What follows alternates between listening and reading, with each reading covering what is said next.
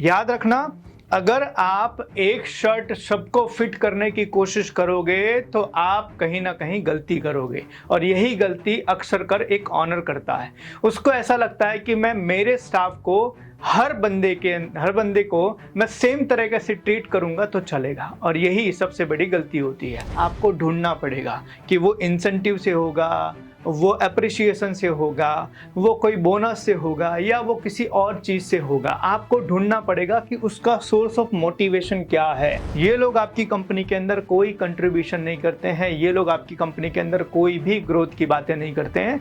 ये लोग खुद तो काम नहीं करते हैं, दूसरे को भी काम करने में डिस्टर्ब करते हैं।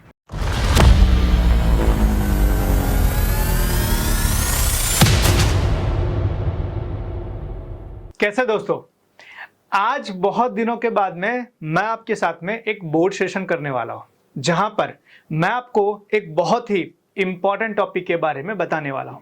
अक्सर लोग मुझसे पूछते हैं कि सर, मेरे वहां पे स्टाफ तो है, लेकिन मैं स्टाफ को सही तरीके से मैनेज नहीं कर पा रहा हूं, मैं सही तरीके से उनसे काम नहीं ले पा रहा हूं, और कई बार मेरा स्टाफ मेरे वहां से फ्री की पगार लेकर जाता है और उसके बदले मुझे कुछ नहीं मिलता। अगर ये समस्या आपकी भी है तो आज के वीडियो के अंदर मैं आपकी इस समस्या का सबसे बड़ा समाधान करने वाला हूं। तो चलिए शुरू करते हैं और आते हैं बोर्ड के ऊपर।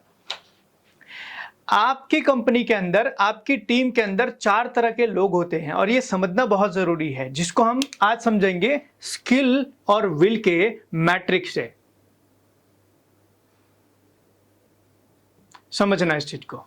स्किल विल मैट्रिक्स क्या कहता है कि आपकी कंपनी के अंदर, आपकी टीम में 4 तरह के लोग होंगे। सबसे पहले वो होंगे जिनके पास स्किल है लेकिन विल नहीं है, मतलब कि जिनको करना आता है लेकिन वो करना चाहते नहीं है। दूसरे वैसे लोग होंगे जिनके पास स्किल तो नहीं है लेकिन विल बहुत ज्यादा है, मतलब कि वो लोग वैसे हैं जिनको आता नहीं है लेकिन करने की बहुत तीव्र इच्छा है। तीसरे लोग वो होते हैं जिनके पास स्किल भी है और उनके पास विल भी है। तीसरे लोग ये होते हैं। और चौथे लोग होते हैं जिनके पास स्किल भी नहीं है और उनके पास विल भी नहीं है। अब ये समझना बहुत जरूरी है कि आपकी कंपनी के अंदर ये 4 तरह के लोग होंगे, और ये हर कंपनी में हर तरह के लोग होते हैं। तो हर कंपनी में ये 4 तरह के लोग होते हैं। अब आपको समझने की जरूरत है कि इन लोगों को हैंडल कैसे करना है। याद रखना, अगर आप एक शर्ट सबको फिट करने की कोशिश करोगे तो आप कहीं ना कहीं गलती करोगे, और यही गलती अक्सर कर एक ऑनर करता है।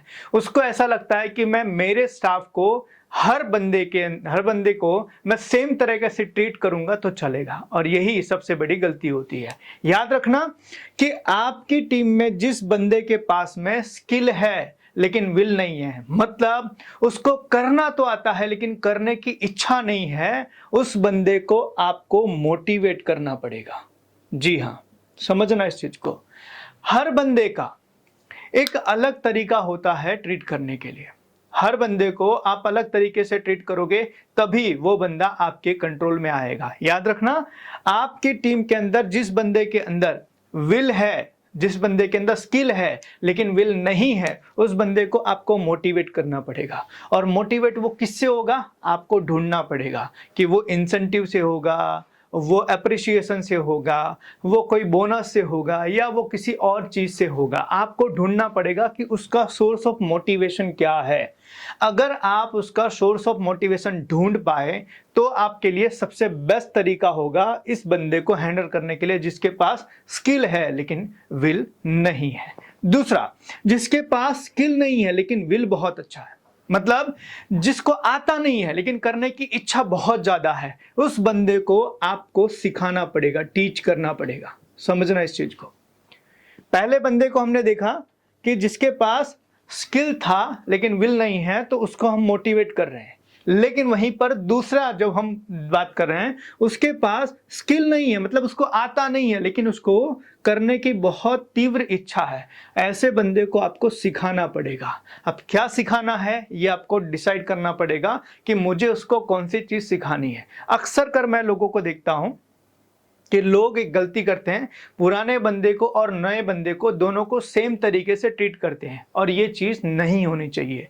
जब जब आप पुराने और नए बंदे को आप ट्रीट करोगे तब तब आपको दिक्कत होगी। इसलिए ये अक्सर कर नए बंदे होते हैं जिनको करने की इच्छा तो बहुत होती है लेकिन उनको आता नहीं है, तो ऐसे लोगों को आपको सिखाना पड़ेगा, इन लोगों को आपको बताना पड़ेगा, समझाना पड़ेगा कि कैसे काम करना है। तीसरा, जिसके पास स्किल भी है और जिसके पास विल भी है, मतलब उसको आता भी है और वो कर भी रहा है, उसके करने की इच्छा भी है, ऐसे बंदे को डेलीगेट करो। जी हाँ, समझना, ऐसे बंदे को डेलीगेट करो। आपके यहां पर कुछ लोग ऐसे होंगे कि जो बड़ी ईमानदारी से काम करते हैं। आप एक बार बोलते हो तो बिना कुछ क्वेश्चन किए, बिना कुछ आर्ग्यू किए वो अपना काम पूरी ईमानदारी से कर देते हैं। ऐसे बंदों को आपको डेलीगेट करना पड़ेगा। डेलीगेशन का मतलब होता है कि आपको उनको काम सौंपना पड़ेगा। यहां पर एक गलती लोग करते हैं, और वो गलती होती है कि उनको काम सौंपने के बाद तरीका अपना बताते हैं। यहां ये गलती आप मत कीजिए। आपने उनको काम सौंप दिया, अब आप निश्चिंत हो जाइए, उनको आप अपना तरीका मत सिखाइए, क्योंकि उनको आता भी है और वो करने की इच्छा भी रखते हैं। तो ऐसे लोगों को डेलीगेट करके आप भूल जाइए, वो अपना काम पूरी ईमानदारी से कंप्लीट कर लेंगे। अब चौथा आता है, जिनके पास स्किल भी नहीं है और विल भी नहीं है, मतलब इनको करना आता भी नहीं है और इनको करने की इच्छा भी नहीं है। ऐसे लोग जब आपकी टीम में होते हैं, ऐसे लोगों को रिमूव कीजिए, ऐसे लोगों को निकाल दीजिए, ऐसे लोगों को रिजेक्ट कीजिए, ऐसे लोगों को जाने दीजिए, क्योंकि ये वो लोग हैं जो आपकी कंपनी में रह के पगार तो आपसे लेते हैं लेकिन नुकसान भी आपका ही करते हैं। ये लोग आपकी कंपनी के अंदर कोई कंट्रीब्यूशन नहीं करते हैं, ये लोग आपकी कंपनी के अंदर कोई भी ग्रोथ की बातें नहीं करते हैं। ये लोग खुद तो काम नहीं करते हैं, दूसरे को भी काम करने में डिस्टर्ब करते हैं। ऐसे लोगों को आप निकाल दीजिए, और ऐसे लोगों को जितना जल्दी आप निकालेंगे उतना जल्दी आपकी कंपनी के अंदर चीजें सुधरेगी। तो ये चौथे लोग हैं, समझना। अब ये चार चीजें मैंने बताई। पहला कि जिसके पास स्किल है लेकिन विल नहीं है, उसको आप सिखाइए। दूसरा, जिसके पास स्किल नहीं है लेकिन विल बहुत ज्यादा है, उसको आप सिखाइए। पहले को मोटिवेट कीजिए, दूसरे को सिखाइए। तीसरे को, आप जिसके पास स्किल भी है विल भी है, उसको डेलीगेट कीजिए। और चौथे को, जिसको स्किल भी नहीं है और विल भी नहीं है, ऐसे को निकाल दीजिए या रिजेक्ट कर दीजिए। ये चार तरीके के लोगों को आपको चार तरीके से हैंडल करना है। याद रखना, कोई भी एक शर्ट सबको फिट नहीं आएगा। इसी तरीके से कोई भी आपका एक तरीका चारों लोगों पर काम नहीं आएगा। आपको अपनी टीम को सही तरीके से मैनेज करना है, सही तरीके से काम निकलवाना है, सही तरीके से ट्रैक करना है और सही तरीके से यूज करना है, तो आपको ये मैट्रिक्स का यूज करना पड़ेगा। और यही तरीका आज के समय में हर कॉर्पोरेट, हर बिजनेसमैन, हर व्यापारी, हर कामयाब इंसान अपनी कंपनी के अंदर यूज करता है। समझना इस चीज को। इसको हम कहते हैं ना, एक परिभाषा मैं आपको और भी देता हूं, इसको कहते हैं हम लीडरशिप। समझना इस चीज को। लीडरशिप, लीडरशिप का मतलब क्या होता है? लीडरशिप का सिंपल सा मतलब होता है कि जैसा बंदा उससे वैसा काम लिया जाए, उसको हम लीडरशिप कहते हैं। और लीडरशिप में भी दो लीडरशिप होती है जिसके बारे में अधिकतर लोग जानते हैं। एक होती है हार्ड लीडरशिप और एक होती है सॉफ्ट लीडरशिप। हार्ड का मतलब ये होता है कि आपकी लीडरशिप ऐसी है कि जहां पर आप बहुत ज्यादा हार्ड हो, आपके कोई नजदीक नहीं आता है, आपसे कोई नए नए आइडिया शेयर नहीं करता है, क्योंकि आपसे डर लगता है कि आप उसको कुछ बोल दोगे, कुछ गलत डिसीजन, कुछ हार्ड डिसीजन ले लोगे, उसको कहते हैं हार्ड डिसीजन या हार्ड लीडरशिप। दूसरा होता है सॉफ्ट लीडरशिप, जहां पर आपको कोई भी मैनिपुलेट कर लेता है, कोई भी आपको बेवकूफ बना देता है, कोई भी आपके अपना काम निकलवा लेता है, आप इतने सॉफ्ट हो जाते हैं। तो ना तो आपको हार्ड बनना है ना तो आपको सॉफ्ट बनना है, आपको बनना है सिचुएशनल लीडरशिप। सिचुएशनल लीडरशिप समझना, जैसा जरूरी हो वैसा व्यक्तित्व अपनाओ। जहां पर हार्ड बनना हो वहां पर हार्ड आपको बनना है, और जहां पे सॉफ्ट बनने की रिक्वायरमेंट हो वहां पे आपको सॉफ्ट बनना है। इसको कहते हैं सिचुएशनल लीडरशिप। तो आज के समय में सबसे इफेक्टिव तरीका है अपनी टीम को मैनेज करने का, वो है सिचुएशनल लीडरशिप।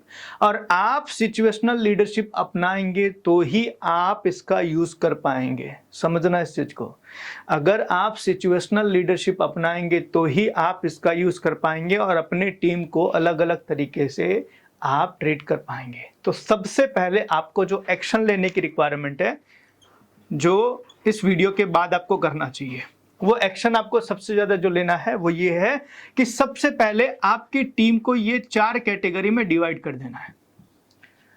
आपकी टीम को, पूरी टीम को, आपकी टीम में 10, 5, 15, 20 जितने भी लोग हैं उन लोगों को इस 4 कैटेगरी में डिवाइड कर देना है और डिसाइड कर लेना है किसको आता है लेकिन इच्छा नहीं है, किसको नहीं आता है लेकिन इच्छा बहुत है, किसको आता भी है और वो करने की इच्छा भी रखता है, और किसको आता भी नहीं है और उसको करने की इच्छा भी नहीं। ये 4 कैटेगरी में आप डिवाइड कर लीजिए और उसके बाद आप उनको मोटिवेट करना हो तो मोटिवेट कीजिए, आप उनको सिखाना चाहते हैं तो सिखाइए, आप उनको डेलीगेट करना चाहते हैं तो डेलीगेट कीजिए, और आप उनको निकालना चाहते हैं तो जल्दी से निकाल दीजिए। इस तरीके से आप अपनी टीम को हैंडल कर सकते हैं, आप अपनी टीम को मैनेज कर सकते हैं और आप अपनी टीम से बेहतरीन काम निकलवा सकते हैं। तो ये वीडियो मैंने स्पेशली उन लोगों के लिए बनाया है कि जिन लोगों को अपनी टीम से काम लेने में तकलीफ आती है, क्योंकि बहुत सारे लोगों ने मुझसे बोला कि सर हमारे वहाँ पर टीम तो है लेकिन टीम से हम काम नहीं निकाल पा रहे, टीम काम नहीं कर रही है, टीम को हम हैंडल नहीं कर पा रहे, टीम को हम मैनेज नहीं कर पा रहे हैं। उन लोगों के लिए ये वीडियो मैंने स्पेशली बनाया कि जो स्किल और विल के मैट्रिक्स का यूज करके आप अपनी टीम को हैंडल कर सकते हैं, मैनेज कर सकते हैं, आप उनसे काम निकलवा सकते हैं और लंबे समय तक आप उनको अपने वहां पर रहकर अपने बिजनेस का ग्रोथ कर सकते हैं। ऐसे ही आने वाले समय में कुछ वीडियोस मैं लेकर आऊंगा जहां पर बोर्ड सेशन के माध्यम से मैं आपको बताऊंगा कि आपको अपने बिजनेस को कैसे और बेहतर बनाना है। मिलेंगे नेक्स्ट वीडियो में और जानेंगे किसी और टॉपिक के बारे में। तब तक के लिए thank you so much, wish all the best, धन्यवाद।